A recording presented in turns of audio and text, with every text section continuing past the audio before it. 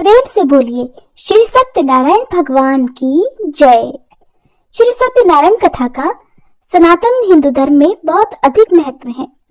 हिंदू धर्म के अनुसार श्री सत्यनारायण व्रत कथा सुनने या सत्यनारायण भगवान की पूजा करने से जीवन के सभी कष्ट दूर होते हैं। हिंदू पंचांग के अनुसार हर महीने की पूर्णिमा तिथि को हमें सत्यनारायण भगवान की कथा अवश्य ही करवानी चाहिए। ऐसी मान्यता है कि हजारों लाखों वर्ष तक किए गए यज्ञ के जितना फल हमें मात्र भगवान सत्यनारायण का व्रत रखने और कथा सुनने से ही मिल जाता है। ऐसी भी मान्यता है कि जो भी मनुष्य आज के दिन या जो भी जीव आज के दिन ये कथा सुनता है, उसके जीवन के सभी दुख को भगवान श्री हरि स्वयं हर लेते हैं। स्कंद पुराण के अनुसार भगवान सत्यनारायण श्री हरि का ही दूसरा रूप है। तो आज पूर्णिमा के इस शुभ अवसर पर आपको सुनाएंगे श्री सत्यनारायण भगवान की संपूर्ण कथा। कथा सुनने के बाद वीडियो को लाइक करके कमेंट बॉक्स में सत्यनारायण भगवान की जय जरूर लिखिएगा। पहला अध्याय। एक समय नैमिषारण्य तीर्थ में शौनक आदि सभी ऋषियों और मुनियों ने पुराण शास्त्र के वेत्ता श्री सूत जी महाराज से पूछा, हे महामुनि, किस व्रत अथवा तपस्या से मनोवांछित फल प्राप्त होता है, उसे हम सब सुनना चाहते हैं। श्री सूत जी बोले, इसी प्रकार देवर्षि नारद जी के द्वारा भी पूछे जाने पर भगवान श्री कमलापति जी ने उनसे जैसा कहा था, मैं उसे कह रहा हूँ, आप लोग सावधान होकर सुनिए। एक समय योगी नारद जी लोगों के कल्याण की कामना से विविध लोकों में भ्रमण करते हुए पृथ्वी लोक में आए और यहाँ उन्होंने अपने कर्म फल के अनुसार नाना योनियों में उत्पन्न सभी प्राणियों को अनेक प्रकार के क्लेश दुख भोगते हुए देखा तथा किस उपाय से इनके दुखों का सुनिश्चित रूप से नाश हो सकता है, ऐसा मन में विचार करके वे विष्णु लोक को गए। वहां चार भुजाओं वाले शंख चक्र गदा पद्म और वनमाला से विभूषित शुक्ल वर्ण भगवान श्री नारायण जी के दर्शन कर उन देवाधिदेव की वे स्तुति करने लगे। देवर्षि नारद बोले, हे वाणी और मन से परे स्वरूप वाले, अनंत शक्ति संपन्न, आदि मध्य और अंत से रहित, निर्गुण और सकल कल्याणमय गुणों से संपन्न, भक्तों की पीड़ा नष्ट करने वाले परमात्मन, आपको मेरा नमस्कार है। स्तुति सुनने के पश्चात भगवान श्री हरि ने देवर्षि नारद से कहा, महाभाग, आप किस प्रयोजन से यहाँ आए हैं, आपके मन में क्या है? तब देवर्षि नारद कहने लगे, हे भगवान, पृथ्वी लोक में अपने पाप कर्मों के द्वारा विभिन्न योनियों में उत्पन्न सभी लोग बहुत प्रकार के क्लेशों से दुखी हो रहे हैं। हे प्रभु, किस लघु उपाय से उनके कष्टों का निवारण हो सकेगा? यदि आपकी कृपा मेरे ऊपर हो तो वह सब मैं सुनना चाहता हूँ। आप कृपा पूर्वक ये सब मुझे बताएं। तब श्री भगवान ने कहा, हे वत्स, संसार के ऊपर अनुग्रह करने की इच्छा से आपने बहुत अच्छी बात पूछी है। जिस व्रत के करने से प्राणी मोह से मुक्त हो जाता है, उसे मैं आपको बताता हूँ, सुनिए। हे वत्स, स्वर्ग और पृथ्वी लोक में दुर्लभ भगवान सत्यनारायण का एक महान व्रत है। आपके स्नेह के कारण इस समय मैं उसे कह रहा हूँ। अच्छी प्रकार विधि विधान से भगवान सत्यनारायण जी का व्रत करके मनुष्य शीघ्र ही सुख प्राप्त कर परलोक में मोक्ष प्राप्त कर सकता है। भगवान की ऐसी वाणी सुनकर देवर्षि नारद कहने लगे, हे प्रभु, इस व्रत को करने का फल क्या है? इसका विधान क्या है? इस व्रत को किसने किया और इसे कब करना चाहिए, ये सभी विस्तार पूर्वक बतलाइए। तब भगवान श्री हरि कहने लगे, यह श्री सत्यनारायण जी व्रत दुख शोक आदि का शमन करने वाला, धन धान्य की वृद्धि करने वाला, सौभाग्य और संतान देने वाला तथा सर्वत्र विजय प्रदान करने वाला है। जिस किसी भी दिन भक्ति और श्रद्धा से समन्वित होकर मनुष्य ब्राह्मणों और बंधु बांधवों के साथ धर्म में तत्पर होकर सायंकाल में भगवान श्री सत्यनारायण जी की पूजा करे, नैवेद्य के रूप में उत्तम कोटि के भोजनी पदार्थों को सवाया मात्रा में भक्ति पूर्वक अर्पित करना चाहिए।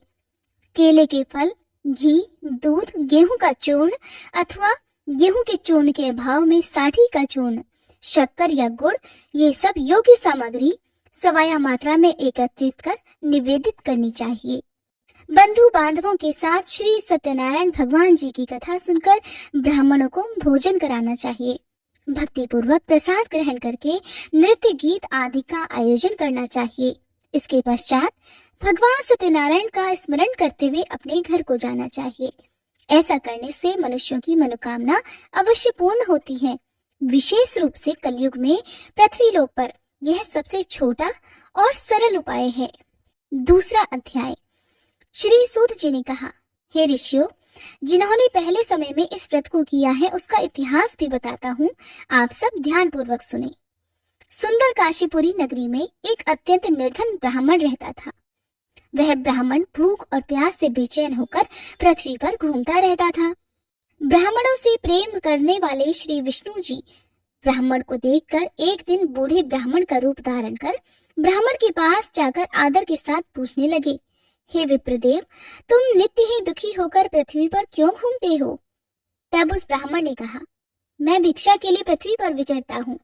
हे भगवान, यदि आप इससे छुटकारा पाने का कोई उपाय जानते हो तो कृपा कर मुझे बताएं। वृद्ध ब्राह्मण का रूप धारण किए श्री विष्णु जी ने कहा, हे ब्राह्मण, श्री सत्यनारायण भगवान मनोवांछित फल देने वाले हैं, इसलिए तुम उनका पूजन करो। इससे मनुष्य सब दुखों से मुक्त हो जाता है। ब्राह्मण को व्रत का सारा विधान बताकर बूढ़े ब्राह्मण का रूप धारण करने वाले श्री भगवान जी अंतर्ध्यान हो गए। जिस व्रत को वृद्ध ब्राह्मण ने बताया है, मैं उसे अवश्य करूंगा, ऐसा निश्चय कर वह ब्राह्मण घर चला गया। अगले दिन वह जल्दी उठा और श्री सत्यनारायण जी का व्रत करने का निश्चय कर भिक्षा मांगने के लिए चल दिया।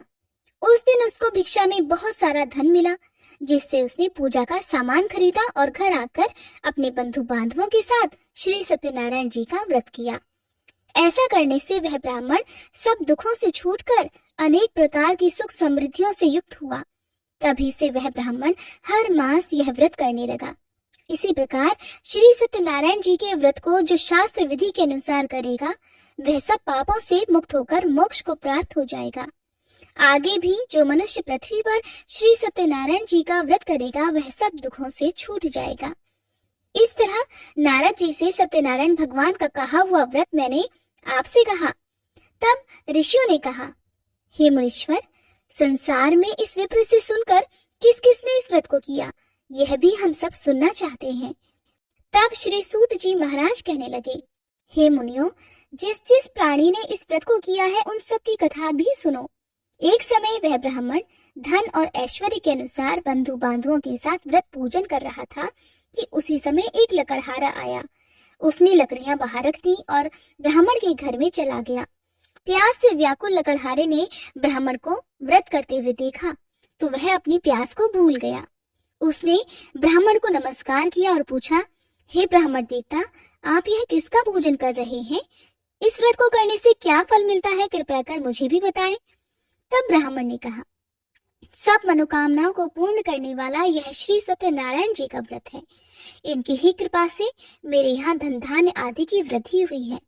विप्र से इस व्रत के बारे में जानकर वह लकड़हारा बहुत प्रसन्न हुआ। भगवान का चरणामृत लेकर और भोजन करने के बाद वह अपने घर को चला गया। अगले दिन लकड़हारे ने अपने मन में निश्चय किया कि आज गांव में लकड़ी बेचने से जो भी धन मिलेगा, मैं उसी से भगवान सत्यनारायण का उत्तम व्रत करूंगा। ऐसा मन में विचार कर वह लकड़हारा लकड़ियां लेकर अपने सिर पर रखकर जिस नगर में धनवान लोग रहते थे वहां चला गया। उस दिन लकड़हारे को लकड़ियों के बदले चौगुने दाम मिले। अब वह बूढ़ा लकड़हारा बहुत प्रसन्न होकर पाके केले, शक्कर, शहद, घी, दूध, दही और गेहूं का चूर्ण इत्यादि श्री सत्यनारायण भगवान के व्रत की सभी सामग्री लेकर अपने घर आ गया। फिर उसने अपने बंधु बांधवों को बुलाकर विधि विधान के साथ भगवान की पूजा और व्रत किया। उस व्रत के प्रभाव से वह बूढ़ा लकड़हारा धन, पुत्र आदि से युक्त हुआ और संसार के समस्त सुख भोगकर वैकुंठ को चला गया। तीसरा अध्याय। श्री सूत जी ने कहा, हे श्रेष्ठ मुनियों, अब एक और कथा कहता हूँ। पूर्व काल में उल्कामुख नाम का एक बुद्धिमान राजा था। वह सत्य वक्ता और जितेंद्रिय था। प्रतिदिन मंदिरों में जाता और गरीबों को धन देकर उनके कष्ट दूर किया करता था। उसकी पत्नी सुंदर और सती साध्वी थी। भद्रशिला नदी के तट पर उन दोनों ने श्री सत्यनारायण भगवान जी का व्रत किया। साधु नामक एक वैश्य राजा को व्रत करते देखकर उनसे पूछने लगा, हे राजन, भक्ति युक्त मन से आप यह क्या कर रहे हैं? मेरी सुनने की इच्छा है। तब महाराज उल्कामुख ने कहा, हे साधु वैश्य, मैं अपने बंधु बांधवों के साथ संतान प्राप्ति के लिए महाशक्तिमान सत्यनारायण भगवान जी का व्रत और पूजन कर रहा हूँ। तब उसने कहा, हे राजन, मुझे भी इस सब का विधि विधान बताइए। मैं भी आपके कहे अनुसार इस व्रत को करूंगा। मुझे कोई संतान नहीं है और मुझे विश्वास है कि इससे निश्चय ही मेरे यहाँ भी संतान होगी। राजा से सब विधान सुनकर व्यापार से निवृत्त होकर वह वैश्य खुशी खुशी अपने घर आ गया। वैश्य ने अपनी पत्नी लीलावती से संतान देने वाले उस व्रत का समाचार सुनाया और निश्चय किया कि जब हमारे यहाँ संतान होगी तब मैं भी इस व्रत को करूंगा। एक दिन उसकी पत्नी लीलावती सांसारिक धर्म में प्रवृत्त होकर गर्भवती हो गई। उसने एक सुंदर कन्या को जन्म दिया। कन्या का नाम कलावती रखा गया।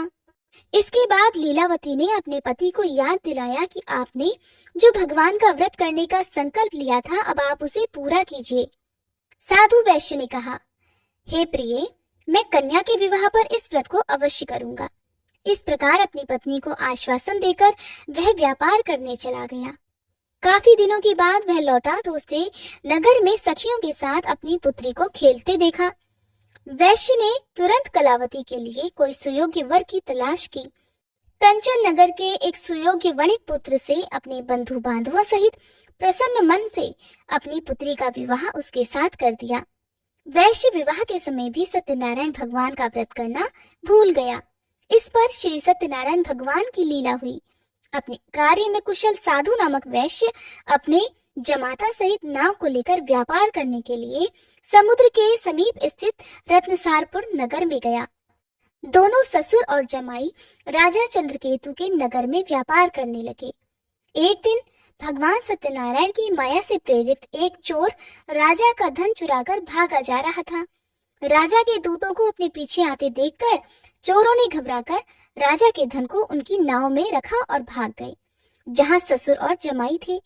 राजा के दूतों ने जब धन को उनकी नाव में रखा देखा तो पकड़कर राजा के पास जाकर कहने लगे, महाराज, हम ये दो चोर पकड़ कर लाए हैं, आप आज्ञा दीजिए।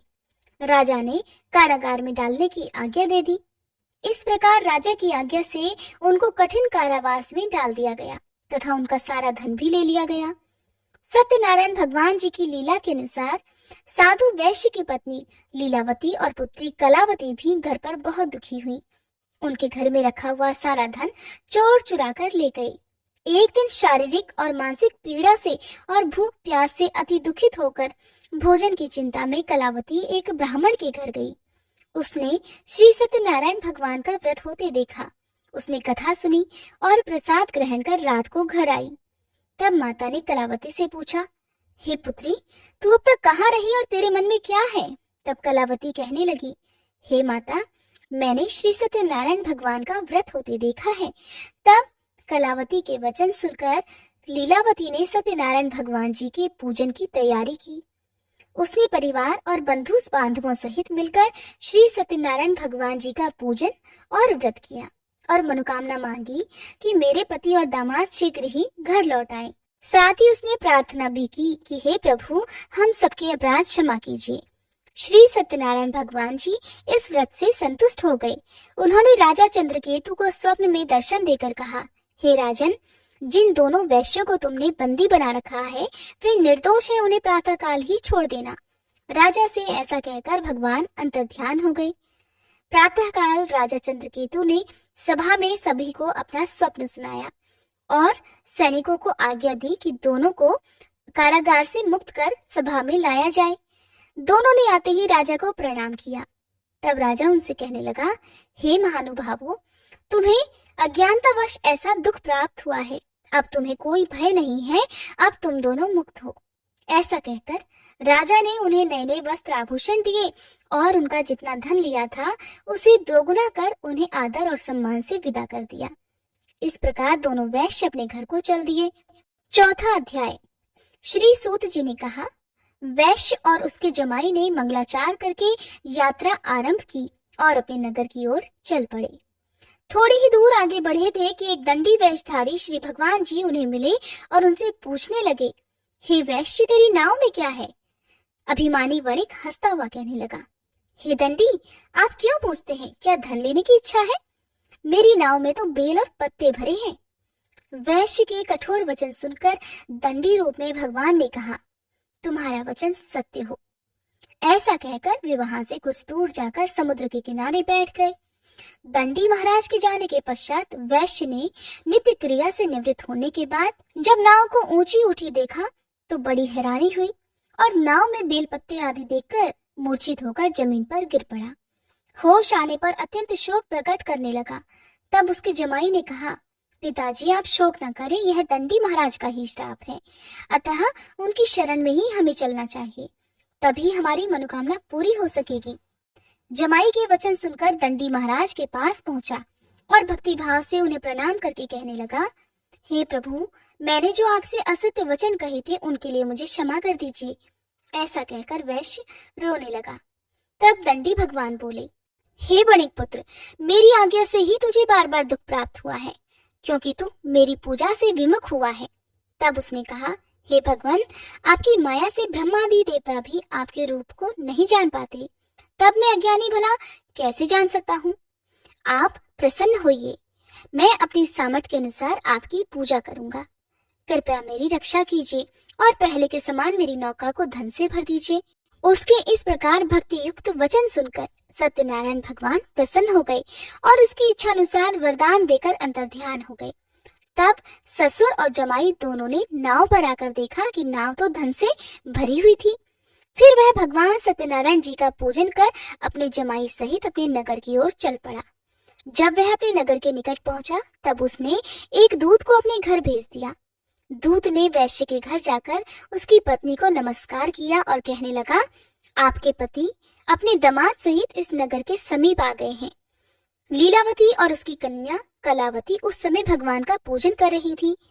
दूत का वचन सुनकर साधु की पत्नी ने बड़े हर्ष के साथ सत्यदेव का पूजन पूर्ण किया और अपनी पुत्री से कहने लगी, मैं अपने पति के दर्शन को जाती हूँ, तू भी पूजा समाप्त कर शीघ्र आ जाना। परंतु कलावती पूजन और प्रसाद छोड़कर जल्दी जल्दी अपने पति के दर्शन करने के लिए चली गई, परंतु उसको पति के दर्शन प्राप्त ही नहीं हुए।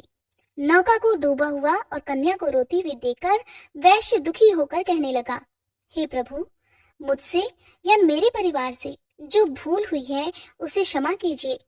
इस प्रकार वह रोने लगा। उसके दीन वचन सुनकर सत्यनारायण भगवान फिर से प्रसन्न हो गए।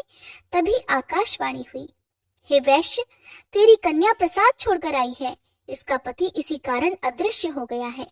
अब यदि तेरी कन्या घर जाकर प्रसाद खाकर लौटे तो इसका पति इसे अवश्य मिल जाएगा। आकाशवाणी सुनकर कलावती ने घर पहुंचकर पूजन विधिवत समाप्त किया और प्रसाद ग्रहण करके अपने पति के दर्शन किए। तत्पश्चात वैश्य ने वहीं बंधु बांधवों सहित भगवान सत्यनारायण का विधि पूर्वक पूजन किया और वह इस लोक के सभी सुख भोगकर अंत में स्वर्गलोक को चला गया। 5वां अध्याय। श्री सूत जी ने आगे कहा, हे ऋषियों, मैं एक और कथा भी कहता हूँ। प्रजा पालन में लीन तुंगध्वज नाम का एक राजा रहा करता था। उसने भगवान सत्यनारायण का प्रसाद त्याग कर बहुत दुख पाया। एक समय राजा वन में वन्य पशुओं को मारकर बड़ के वृक्ष के नीचे आया। वहां उसने ग्वालों को भक्ति भाव से बंधु बांधवों सहित श्री सत्यनारायण जी का व्रत पूजन करते देखा, परंतु राजा ये सब देखकर भी अभिमानवश न तो वहां गया और न ही सत्यनारायण भगवान को प्रणाम किया। जब ग्वालों ने भगवान जी का प्रसाद उसके सामने रखा तो वह प्रसाद त्याग कर अपने नगर को चला गया। नगर में पहुंचकर उसने देखा कि उसका सब कुछ नष्ट हो गया है। वह समझ गया कि यह सब भगवान सत्यनारायण ने ही किया है।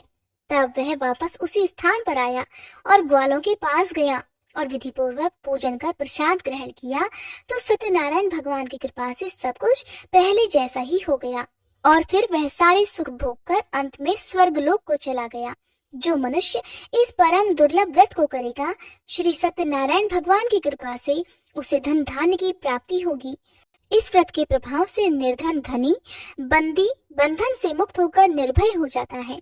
संतानहीनों को संतान प्राप्ति होती है और सभी मनोरथ पूर्ण होकर अंत में वह वैकुंठ धाम को जाता है। जिन्होंने पहले इस व्रत को किया, अब उनके दूसरे जन्म की कथा भी सुनिए। शतानंद नामक ब्राह्मण ने सुदामा के रूप में जन्म लेकर भगवान कृष्ण की भक्ति कर मोक्ष प्राप्त किया। उल्कामुख नाम के महाराज राजा दशरथ बने और श्री रंगनाथ जी का पूजन कर वैकुंठ को प्राप्त हुए। साधु नाम के वैश्य ने धर्मात्मा और सत्य प्रतिज्ञ राजा मोरध्वज बनकर अपने पुत्र को आरे से चीरकर मोक्ष को प्राप्त हुए। महाराज तुंगध्वज स्वयंभू मनु हुए। उन्होंने बहुत से लोगों को भगवान की भक्ति में लीन कर मोक्ष प्राप्त किया। और वह लकड़हारा भील अपने अगले जन्म में गुहु नामक निषाद राजा हुआ, जिसने भगवान श्री राम के चरणों की सेवा कर मोक्ष प्राप्त किया। श्री सत्यनारायण व्रत कथा समाप्त। प्रेम से बोलिए सत्यनारायण भगवान की जय। अब सुनिए सत्यनारायण भगवान की आरती। ओम जय लक्ष्मी रमणा स्वामी, जय लक्ष्मी रमणा। सत्यनारायण स्वामी, सत्यनारायण स्वामी, जनपातक हरणा। जय लक्ष्मी रमणा। रत्न जटित सिंहासन अद्भुत छवि राजे, स्वामी अद्भुत छवि राजे। नारद करत निराजन घंटा ध्वनि बाजे। जय लक्ष्मी रमणा। प्रकट भय कलि कारण द्विज को दर्श दियो। बूढ़ो ब्राह्मण बन के कंचन महल कियो। जय लक्ष्मी रमणा। दुर्बल भील कराल जिन पर कृपा करी, स्वामी जिन पर कृपा करी। चंद्रचूर्ण एक राजा तिनकी विपत्ति हरी। जय लक्ष्मी रमणा। वैश्य मनोरथ पाया श्रद्धा तज दीन्ही, स्वामी श्रद्धा तज दीन्ही। सो फल भोग्यो प्रभु जी, सो फल भोग्यो प्रभु जी, फिर अस्तुति कीन्ही। जय लक्ष्मी रमणा। भाव भक्ति के कारण छिन छिन रूप धरियो, स्वामी छिन छिन रूप धरियो। श्रद्धा धारण कीनी, श्रद्धा धारण कीनी, तिनको काज सरियो। जय लक्ष्मी रमणा। ग्वाल बाल संग राजा वन में भक्ति करी, स्वामी वन में भक्ति करी। मन वांछित फल दीन हो, मन इच्छा फल दीन हो, दीन दयाल हरि। जय लक्ष्मी रमणा। चढ़त प्रसाद सवायो कदली फल मेवा, स्वामी कदली फल मेवा। धूप दीप तुलसी से राजी सत्य देवा। जय लक्ष्मी रमणा। श्री सत्यनारायण जी की आरती जो कोई नर गावे, स्वामी जो कोई नर गावे। रिद्धि सिद्धि सुख संपत्ति, रिद्धि सिद्धि सुख संपत्ति, सहज रूप पावे। जय लक्ष्मी रमणा। जय लक्ष्मी रमणा। स्वामी जय लक्ष्मी रमणा। सत्यनारायण स्वामी जनपातक हरणा। जय लक्ष्मी रमणा। स्वामी जय लक्ष्मी रमणा।